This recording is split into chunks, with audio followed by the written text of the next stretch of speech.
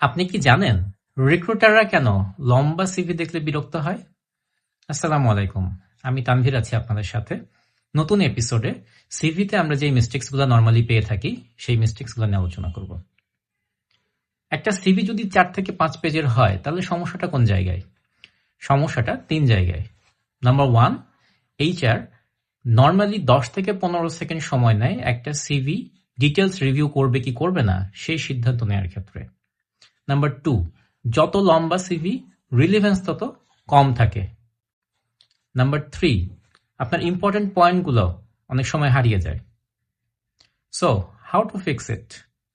Number 1, আপনার সিভিটাকে আপনি সর্বোচ্চ 1 থেকে 2 পেজ এর মাঝখানে রাখবেন, কখনো এর থেকে বাড়াবেন না। সর্বোচ্চ 2 পেজের মধ্যে সিভি শেষ করবেন। নাম্বার 2, আপনার রিলিভেন্ট ইনফরমেশন যেগুলা ওই জব সার্কুলারের সাথে মিলে যায় শুধুমাত্র সেই ইনফরমেশনগুলোকে আপনি ইনকর্পোরেট করার চেষ্টা করুন। নাম্বার 3, আপনি কি করছেন সেটাকে ফোকাস না করে আপনি কোম্পানির জন্য কি অ্যাচিভমেন্ট করেছেন সেই জিনিসটাকে বেশি হাইলাইট করার চেষ্টা করুন।